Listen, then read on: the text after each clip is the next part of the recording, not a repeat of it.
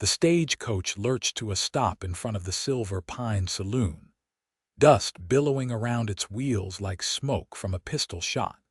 And Roswell Hayes looked up from mending a saddle just in time to see the most beautiful woman he had ever laid eyes on stumble down onto the wooden platform, wearing a wedding dress torn at the hem and terror written across her face. Ruby City, Idaho was not the kind of place where fancy Eastern ladies arrived unannounced, especially not in August of 1878 when the mining town was barely clinging to existence after the initial gold rush had faded to a trickle. Roswell set down his leather-working tools and stood slowly, his tall frame unfolding from the bench outside the general store where he had been working in the shade. The woman looked around wildly, her dark hair falling loose from what had probably been an elaborate arrangement of pins and ribbons that morning. Her dress, though dusty and damaged, was clearly expensive, the kind of garment that cost more than most folks in Ruby City made in 6 months. The stagecoach driver, old Tom Brennan, was already unhitching the horses with the practiced efficiency of a man who had driven these mountain routes for 20 years. He did not look at the woman again, though Roswell noticed Tom's jaw was set in a hard line, like he knew something he was not saying. The other passenger, a portly merchant from Boise, climbed down with his cases and hurried toward the hotel without a backward glance. The woman stood alone on the platform, one hand pressed to her chest, breathing hard. Her eyes, Roswell saw as he approached, were a striking green, the color of pine needles after rain. She looked like a deer that had just escaped a mountain lion, ready to bolt at the slightest sound. "Madam," Roswell said quietly, stopping a respectful distance away and removing his hat, "you look like you could use some help." She turned toward him sharply, and he saw her eyes take in his appearance with the swift assessment of someone who had learned to judge character quickly. Whatever she saw in his face must have reassured her slightly because her shoulders lowered just a fraction. "I need to hide," she said, her voice low and urgent. "There are men coming after me, and I cannot let them find me." Roswell did not ask questions, not yet.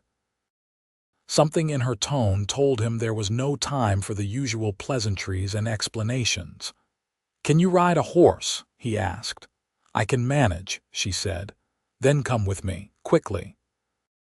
He led her around the side of the general store to where his mare, Juniper, was tied in the small stable he rented from the store owner.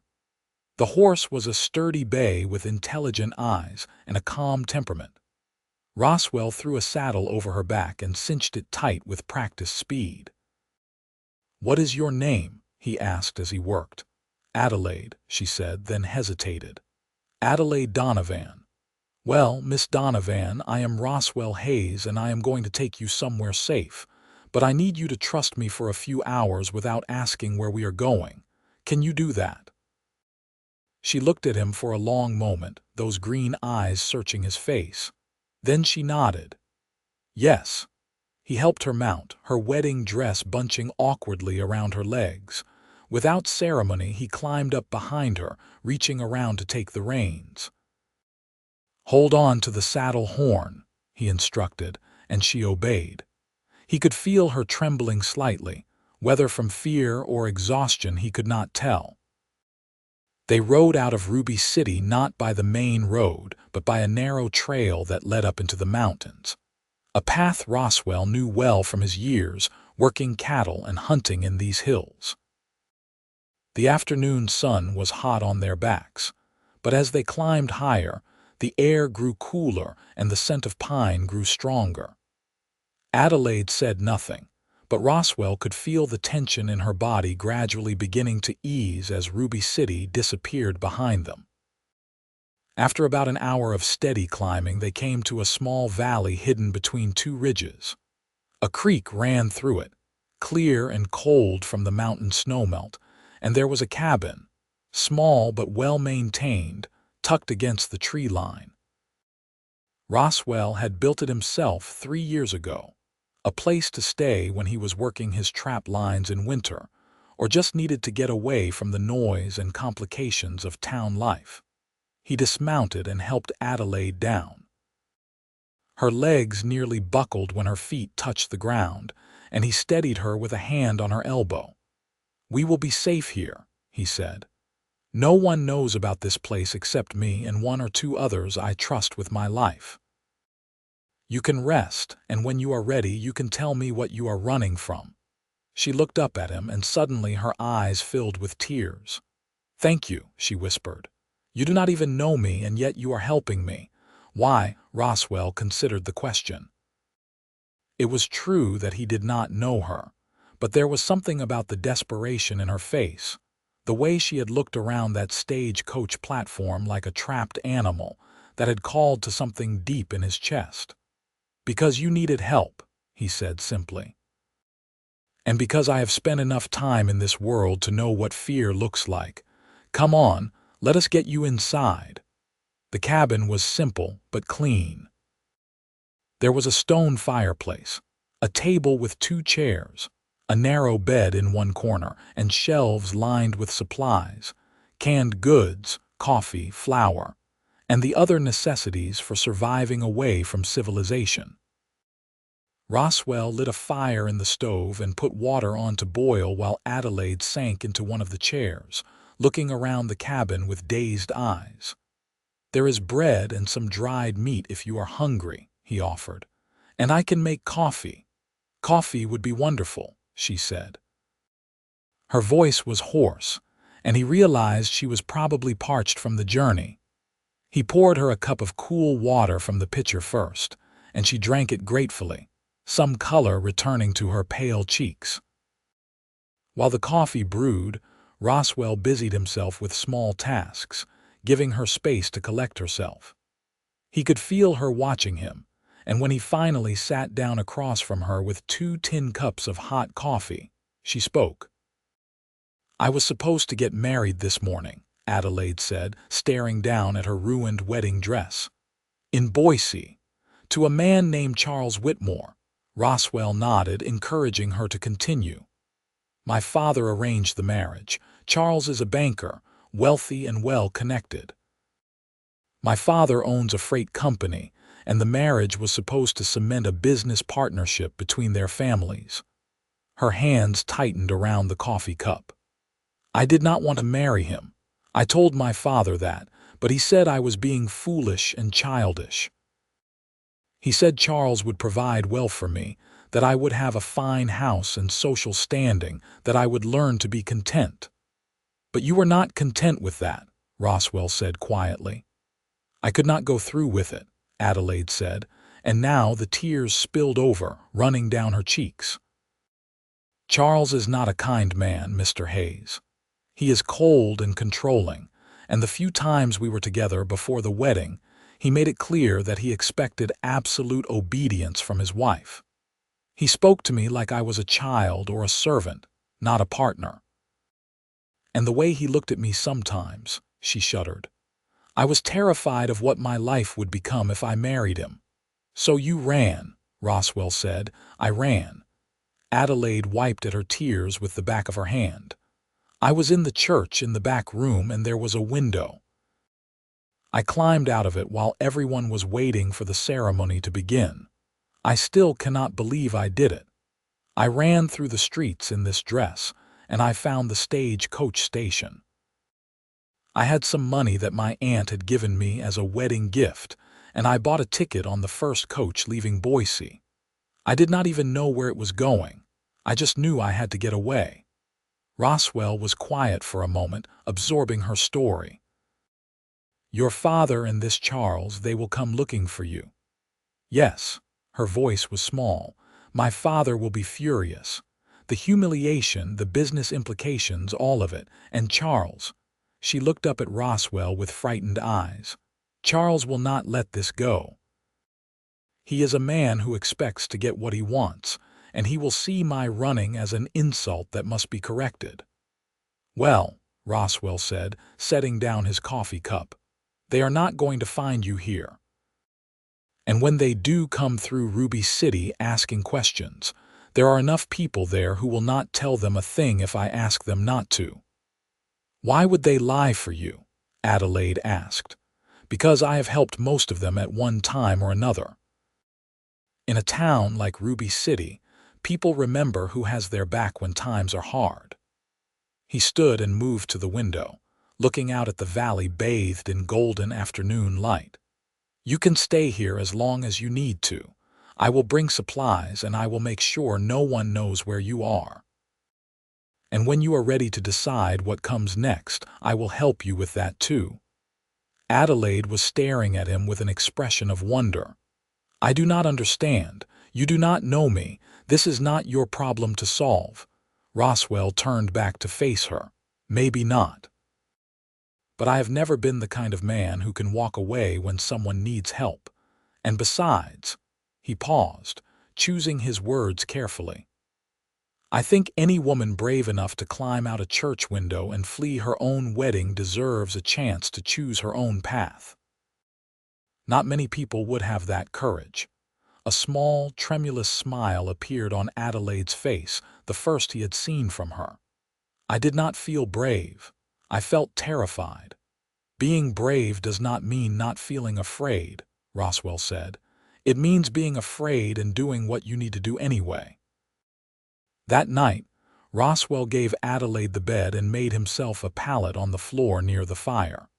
She protested, but he insisted, and exhaustion won out over her objections. She fell asleep almost immediately, still wearing the wedding dress because she had nothing else. Roswell lay awake for a long time, listening to the soft sound of her breathing and the crackle of the fire, wondering what he had gotten himself into and why his heart had leapt in his chest when she smiled at him. The next morning, Roswell rode back to Ruby City alone, leaving Adelaide with strict instructions to stay inside the cabin and away from the windows. He told her he would be back before nightfall with supplies and, if possible, some clothes that were more practical than a torn wedding dress. Ruby City was buzzing with gossip when he arrived. 2 men had ridden in at dawn, asking about a woman in a wedding dress. They were well-dressed city folk, and one of them, according to the bartender at the Silver Pine, had been waving money around and making threats in equal measure.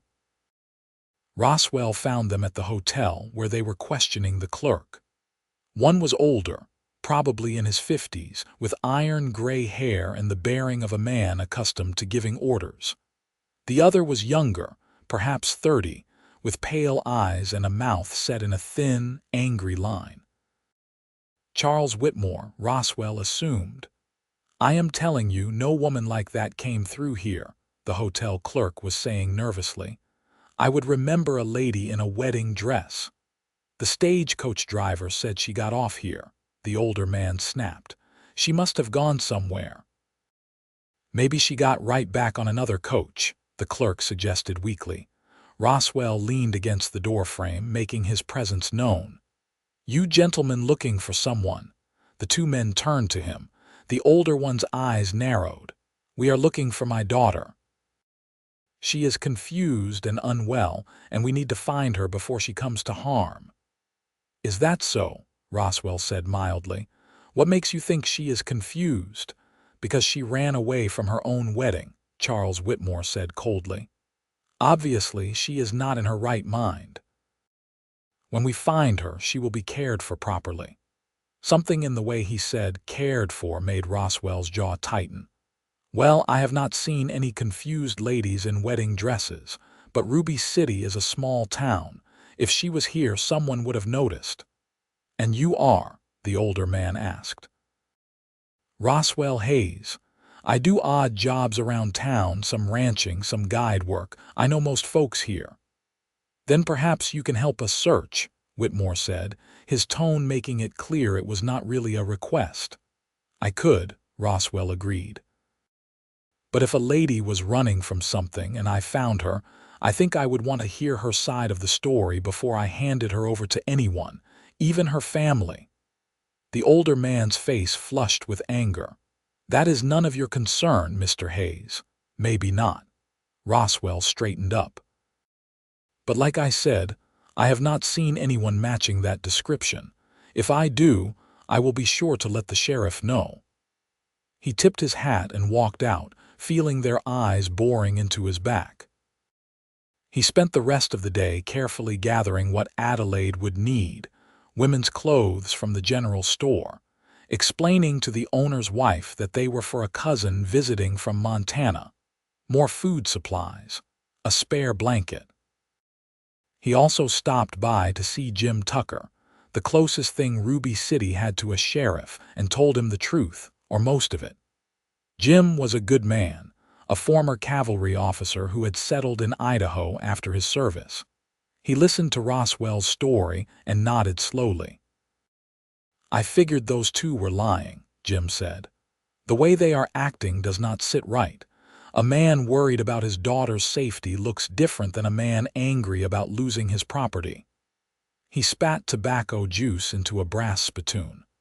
I will keep them off your trail, Roswell. But they have money and money talks. They will keep looking. I know, Roswell said, but I need to buy her some time to figure out what she wants to do. You sure you are not getting in over your head with this? Jim asked, though his tone was more concerned than critical. Probably, Roswell admitted, but it is the right thing to do. He rode back to the cabin as the sun was setting, his saddlebags full of supplies. Adelaide met him at the door, relief evident on her face. I was worried, she admitted. I thought maybe they had found you. They are in town, Roswell said, bringing the supplies inside. Your father and Charles, they are looking for you, but no one is telling them anything. Still, we need to be careful. They are not going to give up easily. Adelaide's face had gone pale. My father is here, him and Charles both. I am sorry. He set down the saddlebags and turned to her. But I brought you some clothes. They might not be fancy, but they will be more practical than that dress.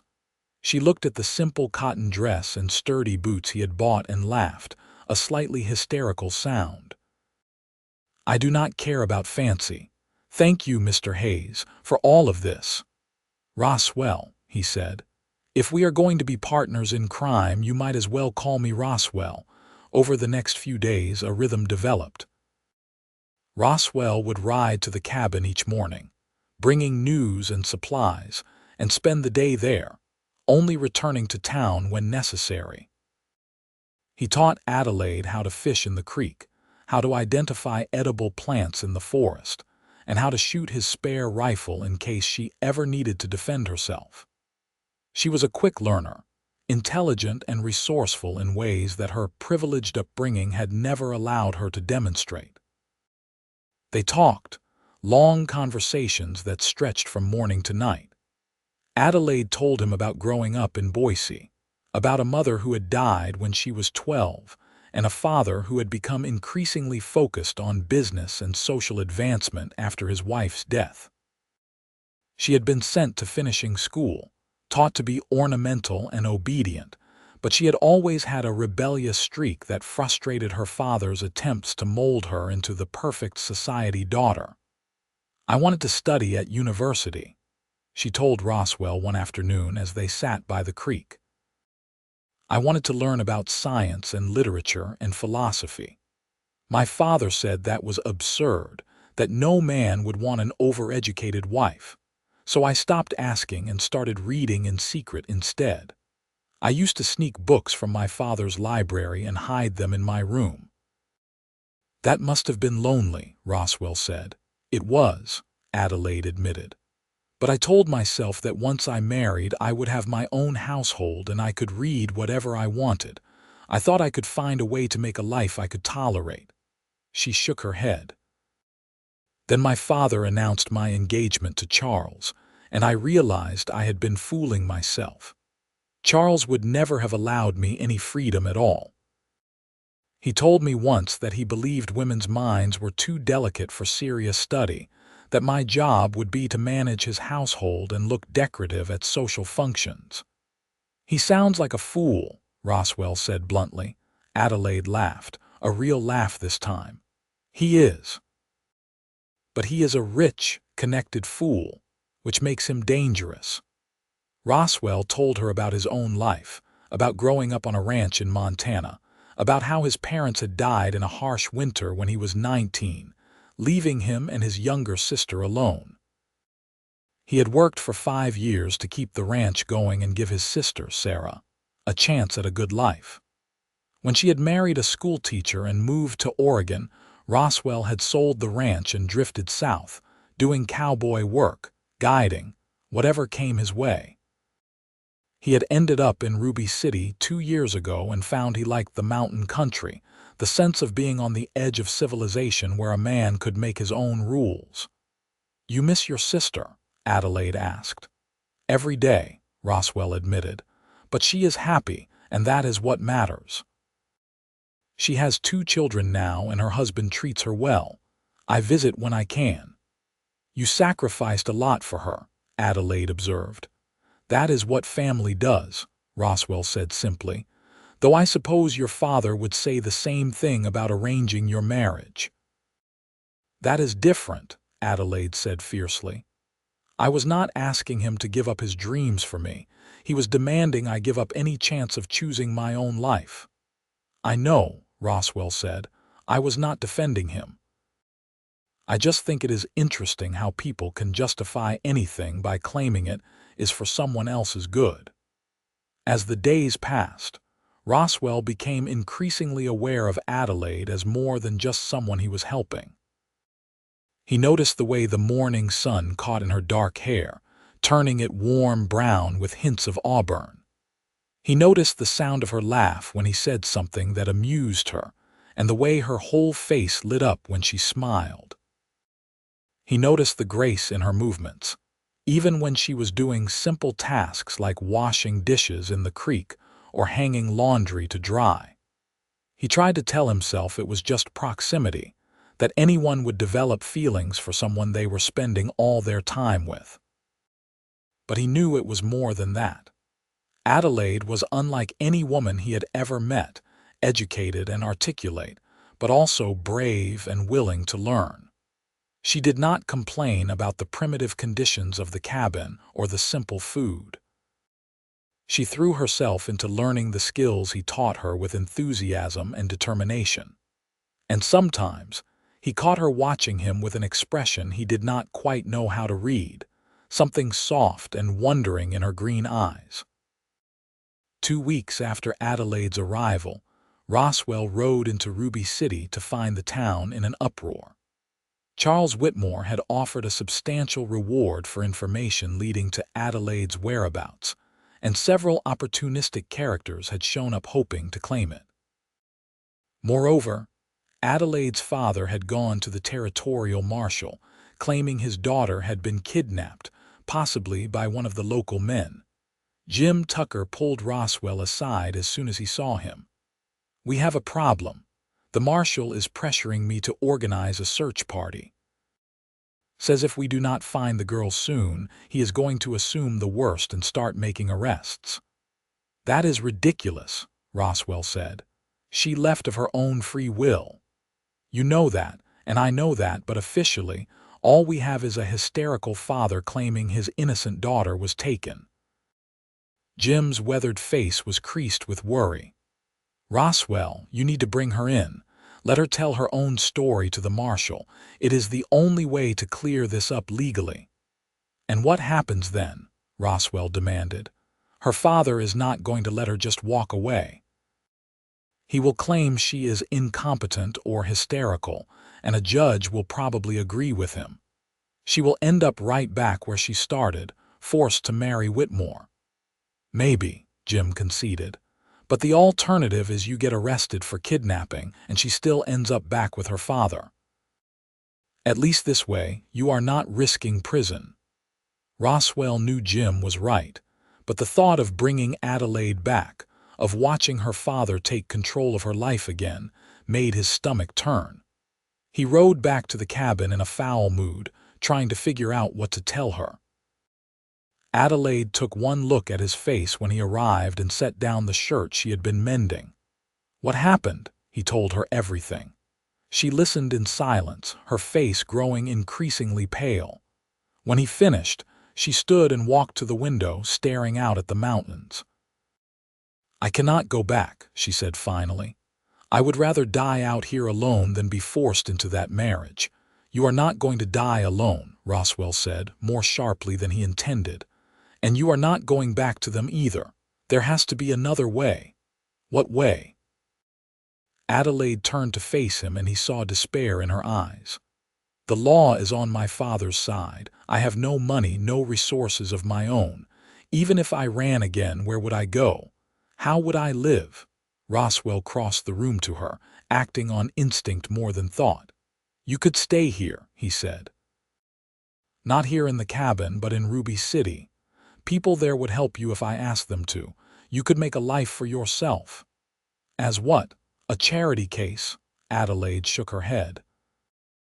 "Your friends have been kind to protect me, but I cannot expect them to defy the law indefinitely on behalf of a stranger." "Then do not be a stranger." The words came out before Roswell could think about them. "Marry me." Adelaide stared at him in shock. "What?" Roswell's heart was pounding, but now that he had said it, he realized it was what he had been thinking about for days without admitting it to himself. "Marry me. If you are married, your father has no legal claim on you anymore. You would be under your husband's protection, not his."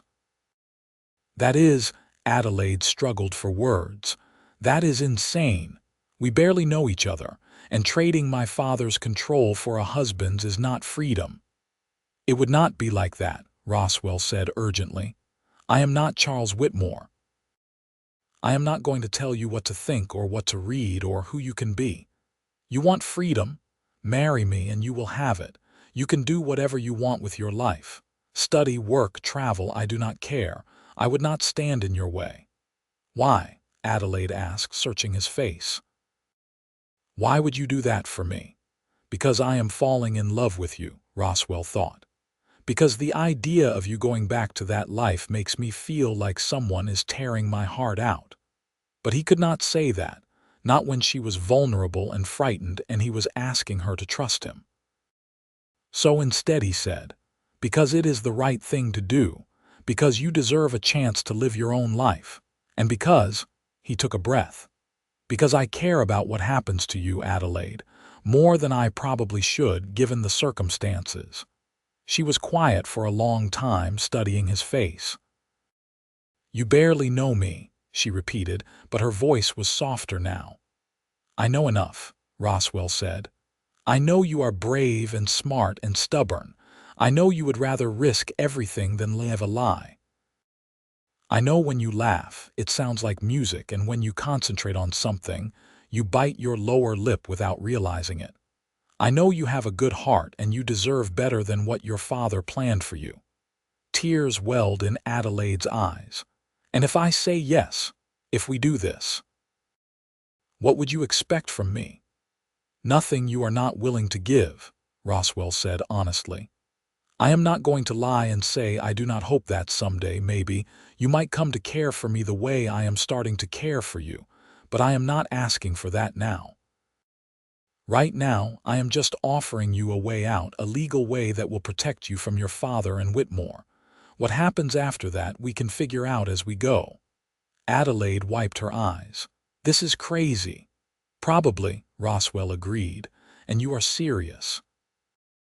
You would really marry me, a stranger who has brought nothing but trouble into your life, and expect nothing in return." "I am serious," Roswell said.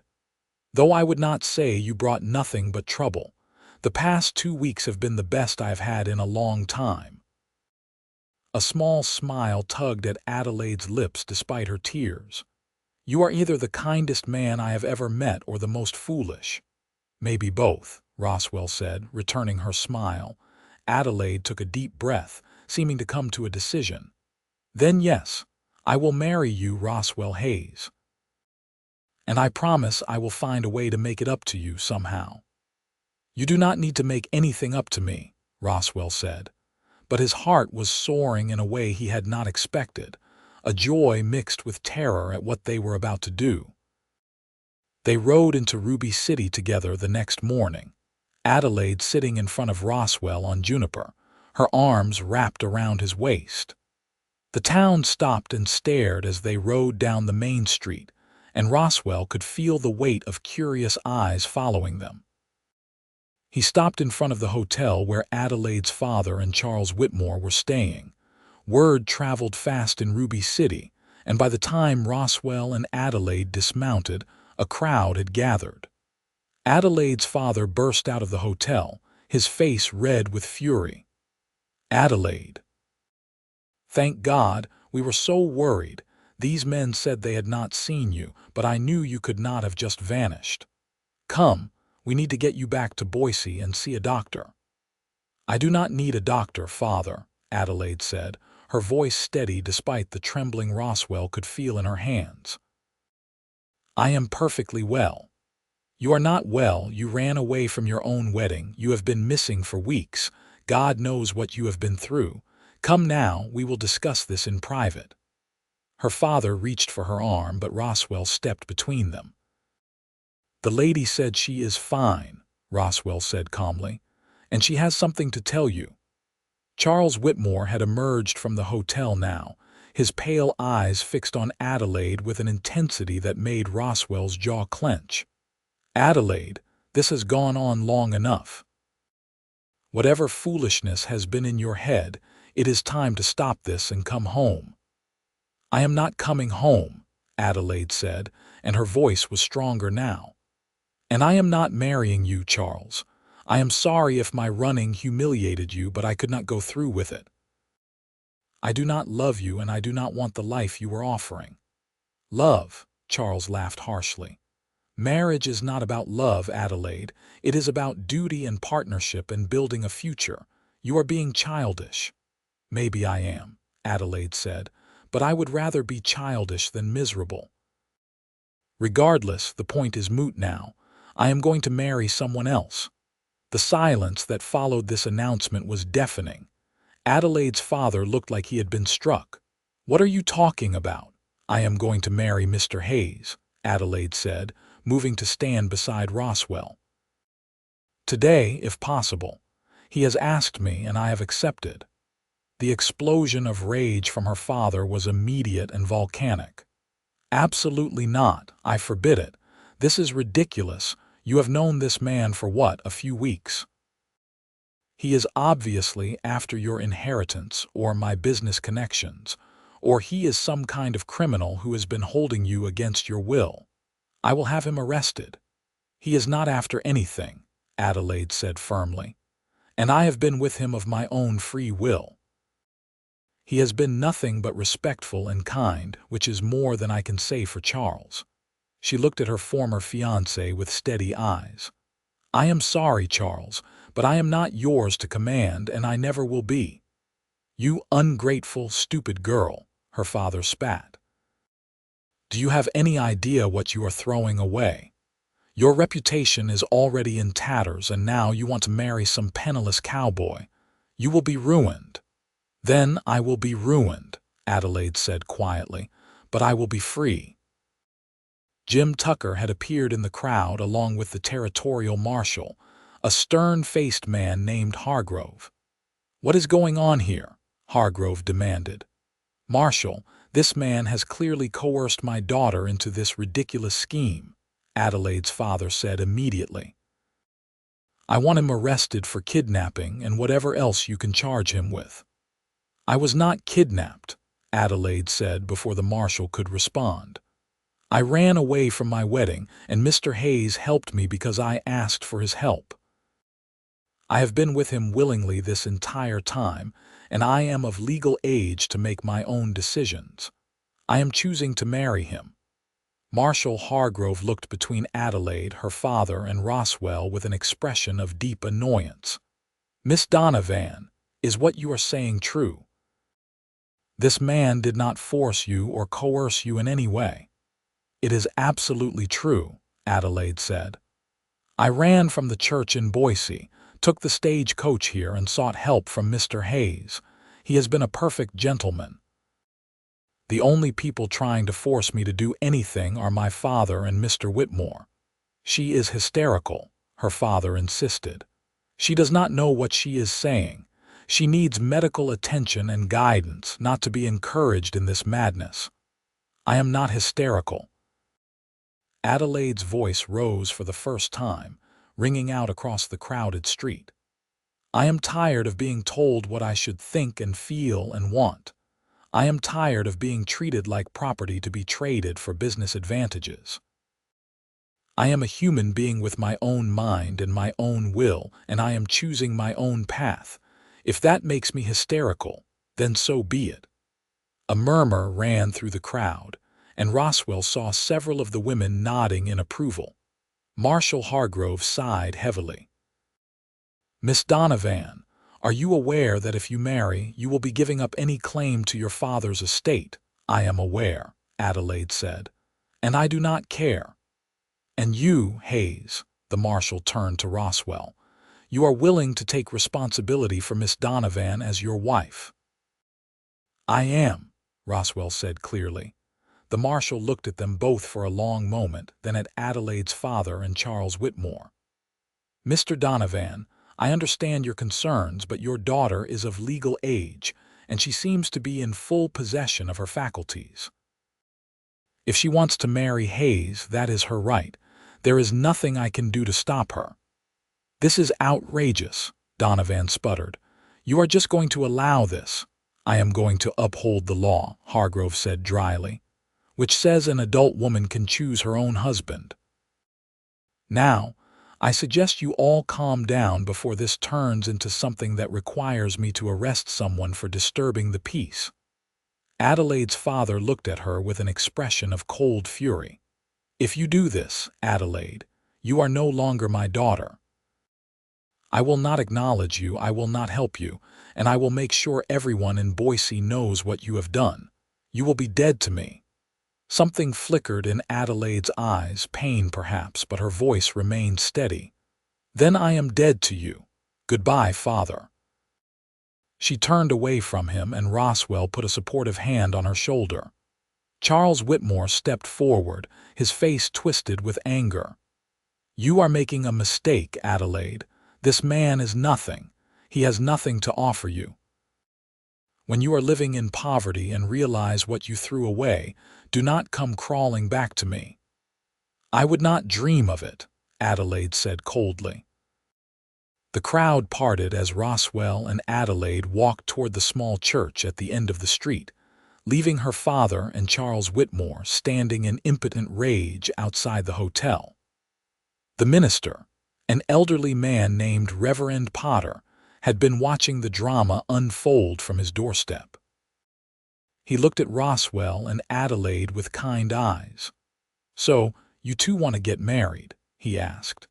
If you would be willing to perform the ceremony, yes, Roswell said. Reverend Potter glanced back toward the hotel where Adelaide's father was still arguing with the marshal. That is quite a scene you just made. Are you sure about this, both of you? I am sure, Adelaide said firmly. So am I, Roswell added. The old minister studied them both, then nodded slowly. Well then, let us go inside. You will need witnesses. Jim, Mrs. Chen, would you be willing? Jim Tucker stepped forward, along with Mrs. Chen, the owner of the boarding house. They followed Roswell and Adelaide into the small church. It was nothing like the grand ceremony Adelaide had fled in Boise. There were no flowers, no music, no elaborate decorations. Just rough wooden pews, a simple altar, and sunlight streaming through plain glass windows. But as Roswell stood beside Adelaide and listened to Reverend Potter recite the marriage vows, he felt something profound settle in his chest. Adelaide's hand was small in his, but her grip was strong. When she repeated her vows, her voice did not waver. And when it was Roswell's turn, he looked into her green eyes and made promises he fully intended to keep. I, Roswell Hayes, take you, Adelaide Donovan, to be my lawfully wedded wife. I promise to honor you, to respect your choices, and to stand beside you in whatever comes. I will never try to cage you or control you. I will be your partner, not your master. This I swear." Tears were running down Adelaide's cheeks, but she was smiling. When Reverend Potter pronounced them husband and wife, Roswell hesitated, unsure if she wanted him to kiss her. But Adelaide rose on her toes and pressed her lips to his, a brief, soft kiss that nonetheless sent warmth flooding through him. They emerged from the church as husband and wife, and the crowd that had gathered outside erupted in cheers and applause. Adelaide's father and Charles Whitmore were gone, apparently having left Ruby City in fury. Roswell did not care. All he cared about was the woman beside him, her hand in his, and the tentative hope blooming between them. That night, back at the cabin, they sat by the fire and talked late into the evening. The marriage, they agreed, would be what they made of it. Roswell spread his bedroll on the floor as he had been doing, giving Adelaide the bed. "You do not have to do that," Adelaide said softly. "We are married now." "I know," Roswell said, "but I meant what I said. I am not going to ask for anything you are not ready to give. When and if you want to share that bed with me, it will be your choice." Adelaide looked at him for a long moment, something warm and wondering in her expression. "You really are the most remarkable man I have ever met, Roswell Hayes." "I am just trying to do right by you," Roswell said. But as he lay in his bedroll that night, listening to Adelaide's breathing slow into sleep, he could not help the fierce joy and possessive protectiveness that rose in his chest. She was his wife now, legally and truly, and he would spend the rest of his life making sure she never regretted choosing him. The weeks that followed established a new rhythm to their lives. Roswell knew they could not stay in the cabin indefinitely. They needed to build a real life together, which meant finding work and a permanent home. He had some money saved, but not enough to buy land or build a house immediately. The solution came from an unexpected source. Tom Wilson, who owned a ranch about 5 miles from Ruby City, came to Roswell with an offer. "I heard what you did for that girl," Tom said, sitting across from Roswell at the Silver Pine Saloon. "Standing up to her father and that banker fellow took guts, and it got me thinking. I am getting too old to manage this ranch on my own, and my son has no interest in ranching. He wants to go back east and be a lawyer. I need someone I can trust to help run the place, someone who knows horses and cattle and is not afraid of hard work." "I am interested," Roswell said carefully. "But I should tell you my wife and I do not have much capital to invest." Tom waved that off. "I do not need money. I need a partner, someone who will put in the work and share in the profits. We can work out the details, but I am thinking eventually, when I am too old to do this anymore, you could buy me out over time. Give you and your wife a real stake in something." It was more than Roswell had hoped for. He brought Adelaide to meet Tom, and the old rancher took an immediate liking to her, especially when she asked intelligent questions about the ranch's operations and expressed interest in learning about the business side of things. They moved to the ranch a month after the wedding. Tom had a foreman's house on the property, small but sturdy, with 2 rooms and a porch that looked out over the valley. Adelaide threw herself into making it a home, sewing curtains and planting a garden, learning to cook on the wood stove and manage the household tasks that her privileged upbringing had never required of her. Roswell watched her adapt with amazement and growing admiration. She could have been bitter about the dramatic change in her circumstances, from a wealthy merchant's daughter to a rancher's wife living in a 2-room house in the Idaho mountains. Instead, she seemed to bloom, finding joy and purpose in the simple, hard work of their new life. And slowly, carefully, they grew closer. It started with small things. Adelaide began touching Roswell more casually, a hand on his arm when she wanted his attention, leaning against him when they sat together in the evening. She laughed more freely, And sometimes Roswell would catch her watching him with an expression that made his heart skip. 3 months after their wedding, Adelaide came to him one evening after supper. Roswell was sitting on the porch watching the sunset, and she settled beside him, her shoulder pressed against his. "Roswell," she said quietly, "I need to tell you something." He felt a flicker of worry. "What is it?" "I want you to know that I do not regret marrying you." Not for a single moment. She turned to look at him, her green eyes serious. "When you first proposed, I said yes because I was desperate and frightened and I did not see another way out. But that is not why I would say yes if you ask me today." Roswell's breath caught. "No, no." Adelaide reached up and touched his face, her fingers gentle against his beard. "Today, I would say yes because I have fallen in love with you. Completely, truly, impossibly in love with you. And I do not want us to keep sleeping in separate beds, pretending this is just a marriage of convenience. I want this to be real. I want us to be real." Roswell turned toward her, hardly daring to believe what he was hearing. "Adelaide, are you sure? I do not want you to feel obligated." "I am not obligated," she said firmly. "I am choosing this. I am choosing you. The same way you chose to help me when you had no reason to. The same way you have been patient and kind and honorable every single day since. I love you, Roswell, and I want to be your wife in every way that matters." Roswell pulled her into his arms, burying his face in her hair, overwhelmed with emotion. "I love you too," he said hoarsely. "God, Adelaide, I have loved you since the moment I saw you step off that stagecoach. I did not know it then, but I know it now. You are everything to me." She pulled back just enough to look at him, and then she kissed him. Not the brief, tentative kiss they had shared at their wedding, but a real kiss, deep and passionate and full of promise. Roswell kissed her back with all the pent-up longing of the past months, his hands tangling in her hair, holding her close. When they finally broke apart, both breathing hard, Adelaide took his hand. "Come to bed with me," she whispered. "Be my husband in truth." Roswell let her lead him inside, his heart pounding with love and desire, and gratitude for the extraordinary woman who had come into his life on a dusty stagecoach and changed everything.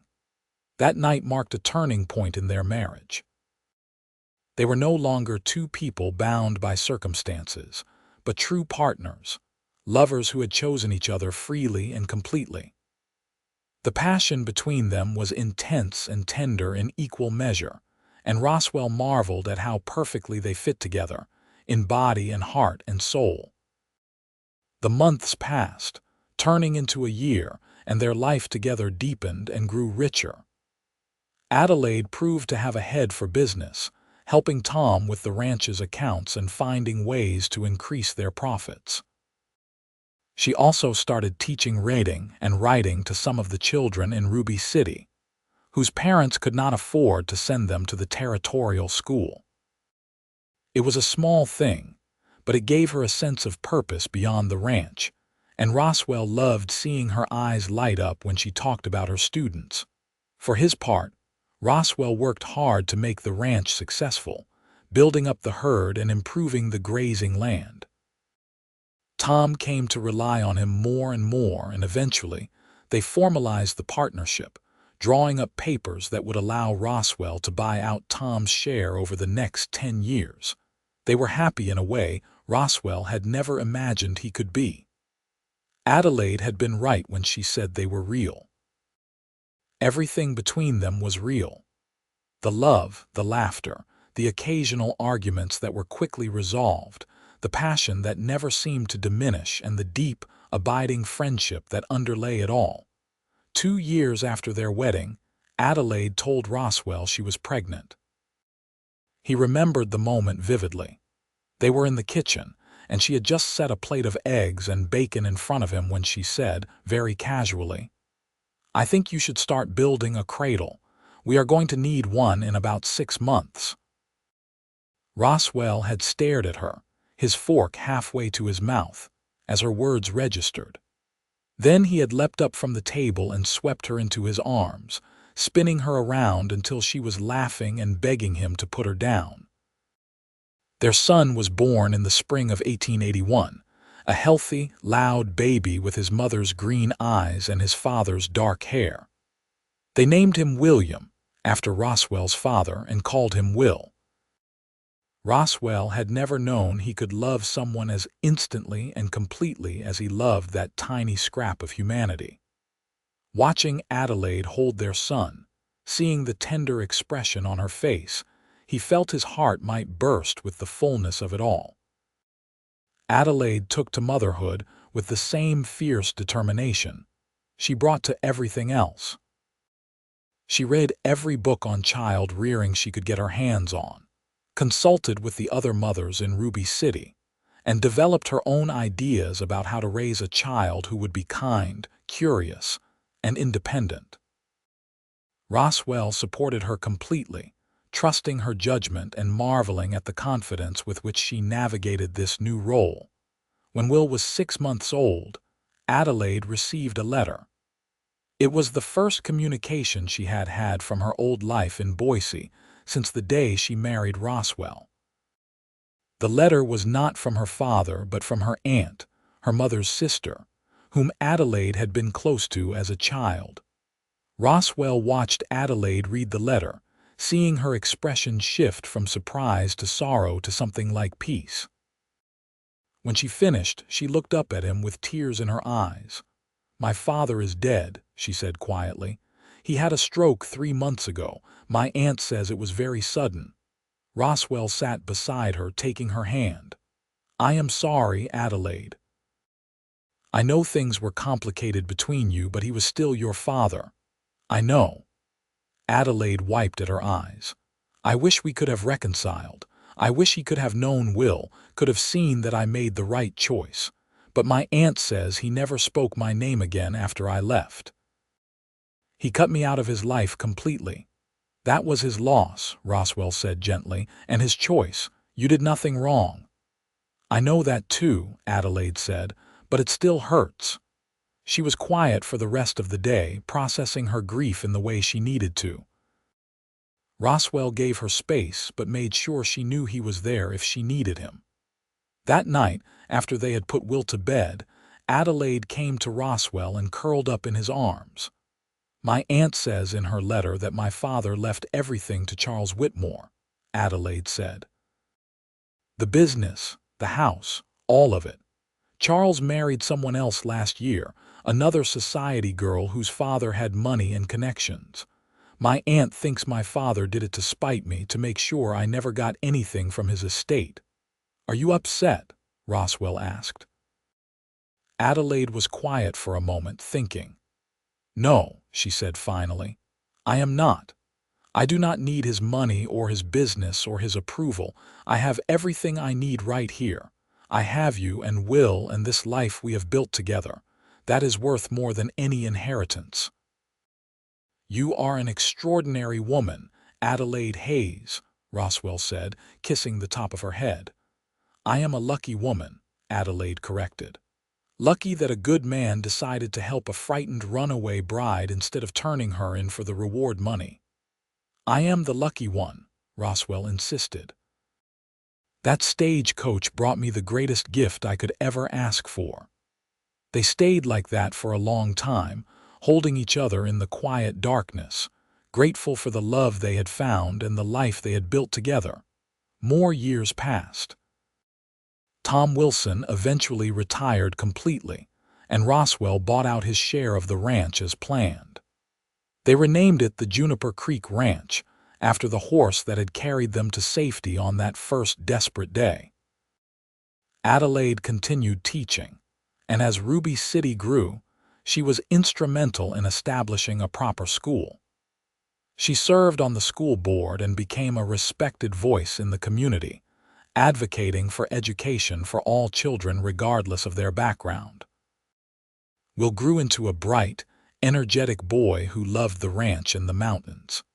He learned to ride almost before he could walk, and he followed his father everywhere, eager to learn about cattle and horses and the land. Roswell taught him with patience and pride, remembering his own father's lessons and passing them on to his son. When Will was 4, Adelaide gave birth to their second child, a daughter they named Sarah after Roswell's sister. Sarah had her father's quiet temperament and her mother's sharp intelligence. Where Will was all energy and enthusiasm, Sarah was thoughtful and observant, taking in everything around her with wide, curious eyes. Roswell's sister, the real Sarah, came to visit when her namesake was 6 months old. She had not seen Roswell in several years, and the reunion was joyful and tearful. Sarah approved wholeheartedly of Adelaide and was delighted by her niece and nephew. "You did well, big brother," Sarah told Roswell one evening as they sat on the porch watching Adelaide play with the children. "I always worried about you being alone, but you found yourself someone truly special." "I did," Roswell agreed, his eyes on his wife. "Best decision I ever made helping her that day." "She might say you saved her," Sarah observed, "but I think you saved each other." Roswell considered that. It was true in a way. Adelaide had saved him from a life that, while not unhappy, had lacked real purpose and connection. She had given him love, family, and a sense of belonging he had not known he was missing. And he had given her freedom, safety, and the space to become the person she was meant to be. They had built something beautiful together out of desperation and chance and love. As the years continued to unfold, Roswell and Adelaide's love only deepened. They faced challenges, as all couples do. There were hard winters when they worried about losing cattle, dry summers when the creek ran low and the grass withered. There were times when money was tight, and they had to make difficult decisions about the ranch's future. There were illnesses and injuries, the normal tragedies and setbacks of life on the frontier. But they faced everything together, as partners in the truest sense. They talked through their problems, supported each other's dreams, and never forgot the foundation of respect and freedom that their marriage was built on. Roswell never tried to control Adelaide or limit her ambitions, and Adelaide never made Roswell feel like he was anything less than her equal and her cherished companion. Their children grew up watching a marriage built on mutual love and respect, and it shaped them profoundly. Will, who eventually took over the ranch, treated his own wife with the same respect and partnership he had seen in his parents. Sarah, who became a teacher like her mother, chose a husband who supported her career and her independence. When Roswell was 45 and Adelaide 42, they took a trip back to Boise. It was the first time Adelaide had returned to the city since her wedding day, and Roswell could feel her tension as they approached. But Adelaide wanted to visit her mother's grave, and her aunt, now elderly, had asked to see her before it was too late. Boise had grown and changed in the years since Adelaide left. The rough frontier town was becoming a proper city, with brick buildings and paved streets. They found Adelaide's aunt living in a comfortable house on the outskirts of town. The old woman wept when she saw Adelaide and embraced her niece with fierce love.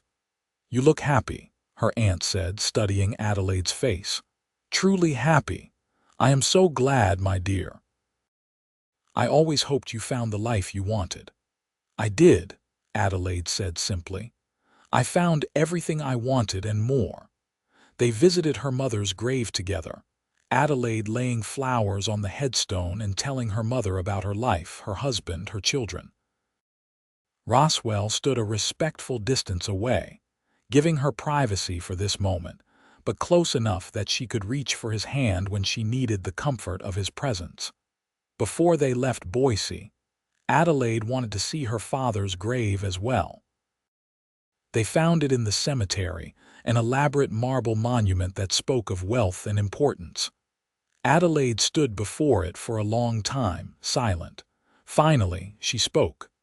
"I forgive you, Father," she said quietly. "I forgive you for trying to control my life, for cutting me off for all of it. I hope you found some measure of peace before you died. I hope you knew, somewhere in your heart, that I did not run away because I did not love you, but because I needed to love myself more." She turned to Roswell, tears on her cheeks but peace in her eyes. "I am ready to go home now." They returned to Juniper Creek Ranch, to their children and their life, carrying with them a sense of closure. Adelaide had made peace with her past, and the future stretched out before them full of promise and possibility. The years continued their steady march. Will married a rancher's daughter from a neighboring property, and they had 3 children of their own. Sarah married her schoolteacher's sweetheart, and they settled in Ruby City. Roswell and Adelaide became grandparents, a role they embraced with joy. They spoiled their grandchildren shamelessly, taking them on rides through the mountains, teaching them to fish in the creek, and filling their heads with stories. On their 20th wedding anniversary, Roswell took Adelaide back to the cabin where they had hidden all those years ago. It was still there, though they had not used it in years. They spent the night there, lying in each other's arms by the fireplace, reminiscing about that desperate time when they had been strangers thrown together by circumstances. "Do you ever wonder what would have happened if you had not helped me that day?" Adelaide asked. "If you had just let me figure it out on my own? Every time I think about it, I thank God I did not make that choice," Roswell said. "You changed my life, Adelaide. You made it worth living in a way it never was before." "You saved me," Adelaide said simply. "Not just from my father or Charles, but from a life that would have slowly killed everything real inside me. You gave me freedom, but more than that, you gave me love. Real, honest, unconditional love. That is a gift beyond price." "You gave me the same thing," Roswell said, kissing her forehead. "We saved each other." They made love that night in the cabin where their story had begun, and it was as passionate and tender as it had been on their wedding night, proof that true love only grows stronger with time. As they approached their 60s, Roswell and Adelaide began to slow down, as all people do. They handed more and more of the ranch's daily operations over to Will, though Roswell still rode out to check on the herd every day, and Adelaide still taught a few students who needed extra help. They spent their evenings on the porch they had built together, watching the sunset and talking about everything and nothing. Ruby City had grown into a small but prosperous town, no longer the rough mining camp it had been when Adelaide first arrived. The school Adelaide had fought for was now a fine building with 3 teachers. The territorial marshal had been replaced by a proper sheriff and a small police force. There was even talk of Idaho becoming a state soon, though that would not happen until after both Roswell and Adelaide were gone. They had built a good life, not just for themselves but for their community.